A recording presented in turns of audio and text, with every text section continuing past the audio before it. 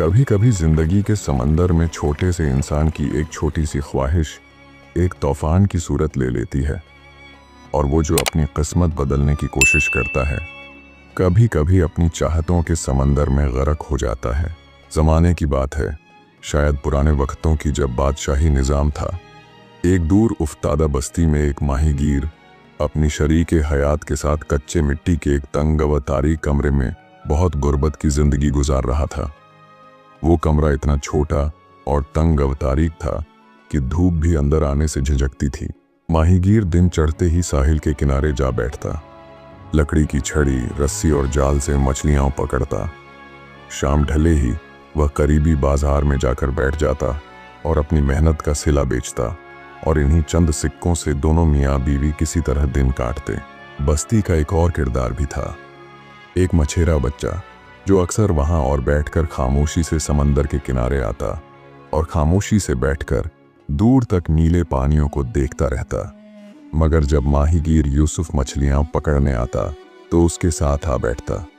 वो बच्चा कभी उसकी मछली पर नजरें जमाता और कभी चुपचाप पानी की तरफ तकता। वो माहीगीर को चचा जी कहकर पुकारा करता, लेकिन उसे कोई जवाब न मिलता। एक दिन का जिक्र है, माहीगीर हस्बे मामूल पानी में कांटा डाले बैठा था। निगाहें पानी की सतह पर जमी थीं। दिल ही दिल में वो दुआ भी मांग रहा था कि आज कुछ खास हाथ लगे। अचानक रस्सी जोर से खींचने लगी, जैसे कोई ताकतवर चीज उसे खींच रही हो। उसने फौरन कांटे को मजबूती से थामा और झटका देकर ऐसा वार किया कि कांटा मछली के अंदर पैवस्त होकर गहरा उतर गया। उसने निहायत सलीके से रस्सी खींचनी शुरू की और थोड़ी देर में उसके हाथ में एक जबरदस्त जिस्सामत वाली मछली थी जो पानी से निकलते ही फड़फड़ाने लगी। अभी वो मछली को गौर से देख ही रहा था कि अचानक पानी में एक अजीब सी जुम्बिश हुई और एक मध्यम सी आवाज आई, जो नेकी करे उसका बदला पाता है। माहीगीर चौंक उठा, आंखें फैल गईं, इर्द गिर्द नजरें दौड़ आई। वहां न कोई बंदा बशर था, न कोई चरंद परंत। हाँ, दरिया का पानी जरूर गैर मामूली तौर पर थरथरा रहा था, जैसे कोई राज छुपा बैठा हो। पीछे से वो मछेरा लड़का बोला, चचा जी, ये मछली तो कुछ अलग सी लगती है। माहीगीर ने बस खामोशी से सर हिलाया और अपने दिल में कुछ अजीब सा एहसास लेकर मछली को तोलने लगा। माहीगीर यूसुफ ने मछली की चोंच से कांटे को आहिस्तगी से निकाला, फिर दोनों हाथों में उसे थाम कर हवा में उठाया ताकि अच्छी तरह जांच कर सके। अचानक मछली ने अपना मुंह खोलकर हल्की सी कपकपाहट के साथ बोलना शुरू किया, जैसे कोई इल्तिजा कर रहा हो, तुम्हें अल्लाह का वास्ता है, मुझे जिंदगी का हक दे दो। मैं कोई आम मखलूका नहीं, दरअसल एक बादशाह का बेटा हूं। किसी ने जादू से मुझे ये मछली का रूप दे दिया है। सुनते ही माहीगीर यूसुफ का रंग फक हो गया, दिल की धड़कन बेकाबू हो गई और हाथ पैर जैसे सुन्न हो गए। उसके बदन पर झुरझुरी सी दौड़ गई। खौफ के मारे उसने मछली को झटपट दरिया में वापस डाल दिया और उलटे कदमों भाग खड़ा हुआ। दौड़ते हुए बस यही बड़बड़ाता जा रहा था, हाय मेरे मौला, ये क्या बला थी। मछली होकर इंसानों जैसी बातें करती है और खुद को शहजादा कहती है। रास्ते में वापस जाते हुए दरख्त के नीचे वही मछेरा लड़का बैठा हुआ मिला और हुंकारा मारकर बोला, चचा जी, आज दरिया से क्या कीमती चीज निकल आई थी, इतनी जल्दी वापस क्यों आ गए। मगर माहीगीर के कदम रुकने का नाम ना लेते थे। जब वो पसीने से शराबोर लरसते हुए घर पहुंचा तो उसका चेहरा जर्द पड़ चुका था। हथेलियों पर पसीने के मोटे कतरे झिलमिला रहे थे और सांस फूल फूल कर बाहर निकल रहा था। मछेर यूसुफ की बीवी ने जब शौहर को इस हालत में देखा तो फौरन मिट्टी के घड़े से मिट्टी का कटोरा भरा और उसे थमा दिया। लगता है कोई आसीब देख लिया है, बीवी ने हमदर्दी से कहा। माहीगीर यूसुफ ने लंबी सांस लेकर आह भरी और फिर सारा वाकया मन सुना दिया। मछली का बोलना, उसकी इल्तिजा और खुद को शहजादा कहना। बीवी ने बात सुनी, मगर हैरानी या हमदर्दी की बजाय माथे पर बल डाले नाराजगी से बोली, और तुम खाली हाथ आ गए। अरे बेअकुल, उस शहजादे से कुछ मांग तो लेते। माहीगीर ने कंधे झटकते हुए कहा, मैं उससे क्या तकाजा करता, एहसान बदले की नीयत से थोड़ा किया जाता है, बीवी ने ठंडी सांस लेते हुए जवाब दिया। हम इस अंधेरे खंडर में जी रहे हैं, दिन का उजाला भी अंदर नहीं आता। सांस घुटती है। कम अज कम एक साफ सुथरा हवादार घर मांग लेते। वो शहजादा है, एहसान का बदला तो देगा ना। माहीगीर यूसुफ, जो सादा दिल और कनात पसंद था, दरिया के किनारे वापस जाने का इरादा नहीं रखता था, मगर बीवी की जिद के आगे मजबूर हो गया। दूसरे दिन वो आहिस्ता आहिस्ता वो साहिल के किनारे पहुंचा। उसे पानी का रंग अजीब सा लगा, जैसे किसी ने उसमें हल्का जर्द और सब्ज रंग घोल दिया हो। वो किनारे पर खड़ा हुआ, दिल में थोड़ी झिझक, और जबान से ये अल्फाज अदा किए, ए दरिया के मकीन, ए शहजादे, जरा मुझे सुन ले। बीवी ने मुझे भेजा है, उसकी बात तुमसे कहना मुझ पर फर्ज हो गया है। हाथ जोड़कर अर्ज है, वो तुमसे कुछ चाहती है, मेहरबानी करके सुन लो। जैसे ही उसने ये अल्फाज अदा किए, पानी में हलचल हुई और वही जादुई मछली सतह पर नमूदार हुई। वो बोली, क्या बात है माहीगीर, अब तुम्हें या तुम्हारी बीवी को क्या दरकार है? माहीगीर ने नजरें झुकाकर आहिस्ता से कहा, बीवी का कहना है कि जब मैंने तुम्हें जिंदगी बख्शी तो मुझे बदले में कुछ मांगना चाहिए था। हालांकि मैं दिल से ऐसा नहीं सोचता, पर वो जिद पर अड़ी है। उसका कहना है कि कम से कम एक छोटा सा साफ घर हो, जहां हम सुकून से जी सकें। मछली ने नरमी से कहा, जाओ माहीगीर, तुम्हारी बीवी को वो नया घर मिल चुका है। जब माहीगीर घर वापस पहुंचा तो उसकी हैरत की इंतहा न रही। अब उसकी बीवी कच्चे झोंपड़े की जगह एक सफेद छोटे से आंगन वाले मकान के सामने खड़ी खुशी से निहाल हो रही थी। पीछे से वो मछेरा लड़का सांस भरकर बोला, चचा जी, लगता है शहजादे ने कमाल कर दिखाया। बीवी ने जैसे ही शौहर को आते देखा, खुशी से उसकी तरफ लपकी और आवाज लगाई, अरे सुनो, जरा देखो तो, कैसा शानदार नया घर मिला है। अंदर एक मेहमानों का कमरा है, एक आरामदेह सोने की जगह और बड़ा सा बावर्ची खाना। पीछे के सहन में छोटा सा बाग भी है, जहां रंग बिरंगे फूल महक रहे हैं, दरख्तों पर पके हुए फल झूम रहे हैं और मुर्गे मुर्गियां आजादी से कुड़कुड़ा रहे हैं। माहीगीर यूसुफ ने इर्द गिर्द नजर दौड़ाई। आंखों में हैरत की चमक उभरी और बेसाख्ता उसके लबों से निकला, रब का लाख लाख शुक्र है जिसने हमारी तवक्को से बढ़कर हमें नवाजा। मगर बीवी ने फौरन उसकी बात काटते हुए नाक चढ़ाकर कहा, सुनो तो, ये जगह कुछ खास कुशादा नहीं, सहन तंग है। बागीचा इतना बड़ा नहीं कि हमारी मुर्गियां सुकून से घूम सकें। मैं चाहती हूं कि हमें एक ऐसी हवेली मिले जहां हर तरह की आसाइश मौजूद हो। तुम दोबारा जाकर दरिया वाली मछली से ये बात कहो। माहीगीर ने बेजारी से हाथ झटकते हुए कहा, ए औरत, बस करो, बार बार मांगने से कहीं वो मछली नाराज ना हो जाए। हम इसी घर को गनीमत समझकर शुक्र अदा करेंगे। बीवी ने मुंह फुलाकर रुख फेर लिया और फिर धीमे मगर जिद्दी लहजे में बोली, तुम जैसे लोग तो कभी बुलंद ख्वाब देख ही नहीं सकते।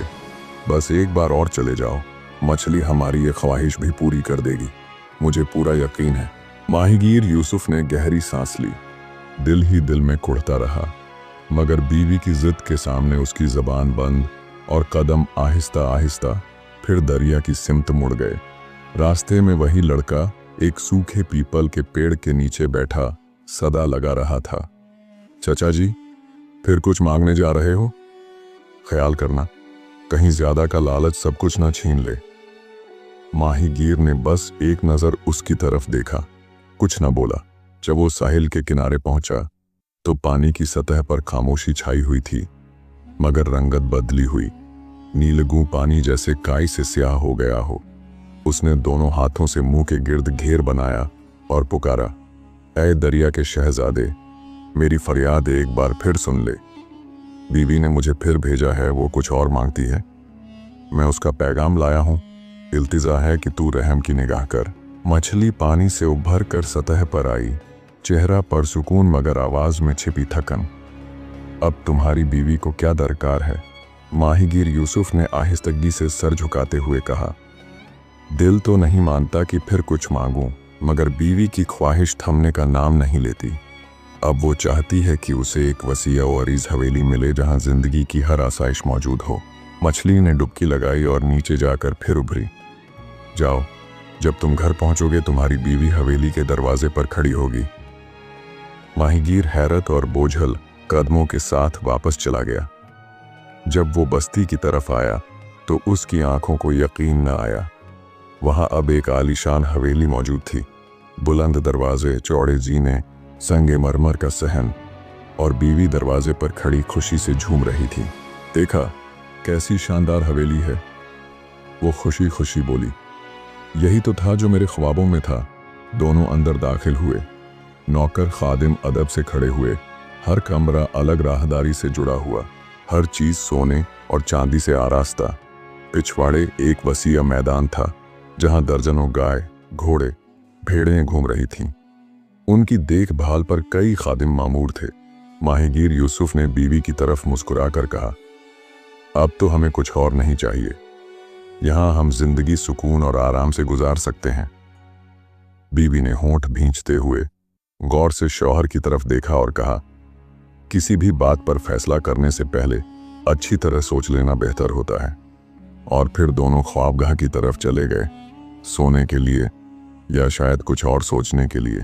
सुबह सुबह मछेरे की बीवी ने आंख खोली तो उसके दिल में फिर एक नई ख्वाहिश जाग उठी। उसने शौहर को जोर से झंझोड़कर जगाया और जोश से बोली, उठो मियाँ, फौरन मछली के पास जाओ और कहो कि अब हम सारा मुल्क नहीं बल्कि पूरी दुनिया पर हुकूमत करना चाहते हैं। मछेरा हड़बड़ाकर उठ बैठा। हैरत से आंखें फाड़कर बीवी को देखा और बोला, ये तुम क्या कह रही हो? हम हुकूमत करके क्या करेंगे? और मैं तो बादशाह बनने से रहा। बीवी ने गर्दन अकड़ाते हुए कहा, बादशाह तो मैं बनूंगी, तुम्हें क्या जरूरत है? तुम बस जाकर मछली से कह दो। मछेरा बोला, अरे नेक बखत, मछली तुम्हें बादशाह तो बनाने से रही। बीवी ने गुस्से में दांत पीसते हुए कहा, जबान से बदफल मत निकालो, बस जाकर कहो, बाकी मछली जाने और मेरी मर्जी। मछेरा दिल ही दिल में कुढ़ता हुआ समंदर की तरफ रवाना हो गया। आज समंदर का मंजर मुख्तलिफ था। पानी का रंग पीला सा हो चुका था और लहरें नीलगू रंग में झूल रही थीं। मछेरे ने किनारे पर जाकर ऊंची आवाज में पुकारा, ऐ समंदर के शहजादे, मैं तुमसे कोई बहुत जरूरी बात कहना चाहता हूँ। मेरी बीवी ने मुझको भेजा है। उसने जो कुछ कहा है मैं तुम्हें वो बताना चाहता हूँ। इल्तिजा है कि उसकी अब ये ख्वाहिश पूरी कर दो। मछली पानी से नमूदार हुई और आहिस्ता से बोली, अब तुम्हारी बीवी को क्या चाहिए? मछेरा झिझक कर बोला, अब वो बादशाह बनना चाहती है। मछली ने पलक झपकने में जवाब दिया, जाओ, वो बादशाह बन चुकी है।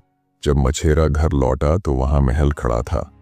सिपाही तलवारें लटकाए पहरा दे रहे थे। नकारची नकारा पीट रहे थे। बीवी सोने के तख्त पर बैठी थी और सर पर ताज सजा हुआ था। मछेरा आंखें फाड़कर बोला, अरे बीवी, क्या तुम वाकई बादशाह हो? बीवी ने तकब्बुर से जवाब दिया, नजर नहीं आता, मैं बादशाह हूं।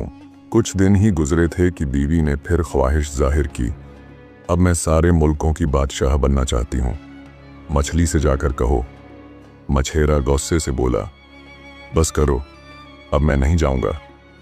बीवी ने चीख कर कहा, मैं बादशाह हूं, तुम मेरे खादिम हो। मैं तुम्हें हुक्म देती हूं कि फौरन जाकर मेरी बात मछली से कहो। मछेरा अफसोस से सर झुकाए फिर समंदर की तरफ चल पड़ा। दिल में बड़बड़ाता रहा, हर बार नई ख्वाहिश, हर बार एक और तलब, कहीं ये सब छिन न जाए।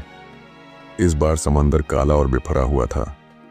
मछेरा लरजती आवाज में बोला, ऐ समंदर के शहजादे, इल्तिजा है कि मेरी बीवी अब सब मुल्कों की बादशाह बनना चाहती है। मछली उभरी और बोली, जाओ, वो शहंशाह बन चुकी है। अब महल और भी शानदार था। बीवी सब मुल्कों के बादशाह के तौर पर तख्त पर विराजमान बैठी थी। सब मुल्कों के अमीर, वजीर, शहजादे सब झुके जा रहे थे। मछेरा बोला, अब बस करो, शहंशाह बनने के बाद और क्या चाहिए? बीवी ने सर्द लहजे में कहा, मैं सोचूंगी। कुछ ही दिनों में एक और ख्वाहिश पैदा हुई, सारी दुनिया पर हुकूमत करने की। बीवी चिल्लाई, उठो, मछली से कहो कि अब मैं सारी दुनिया पर हुकूमत करना चाहती हूँ। जहां सब मेरे हुक्म के ताबेया हों। मछेरा कांपते हुए बोला, क्या सब मुल्कों का बादशाह बनने के बाद भी तुम्हें सुकून नहीं? बीवी चीखी, नहीं, मुझे ये कबूल नहीं। मैं चाहती हूं कि ये सारी दुनिया और उसकी हर चीज मेरी ताबेया हो। मछेरा बेहद खौफज़दा होकर समंदर की तरफ रवाना हुआ। आज वहां खौफनाक तूफान था। आसमान सियाह, बिजली की कड़क और आंधी ने सब कुछ उलट दिया था। पानी में पहाड़ जैसी लहरें थीं। मछेरे ने लरजते हुए लबों से पुकारा, ऐ समंदर के शहजादे, मेरी बीवी को अब सारी दुनिया पर हुकूमत करनी है। मछली ने गुर्रा कर पानी का फव्वारा निकाला और गरजती आवाज में कहा, जाओ जाओ, इसी तंगो तारीक कोठरी में जाओ जहां से तुम आए थे। और मछली गायब हो गई। जब मछेरा घर पहुंचा तो वहीं पुरानी बोसीदा तंगो तारीक कोठरी मौजूद थी। बीवी सर पकड़े बैठी पछता रही थी। अब न महल था, न तख्त, न बादशाही, बस हसरत, अफसोस और खामोशी। आज की कहानी से ये अखलाकी सबक हासिल होता है कि लालच और नाशुक्र गुजारी का अंजाम हमेशा पछतावा होता है। जो लोग अपनी हैसियत और नेमतों पर कनात नहीं करते और हद से बढ़कर ख्वाहिशें करते हैं, वो आखिरकार सब कुछ खो बैठते हैं।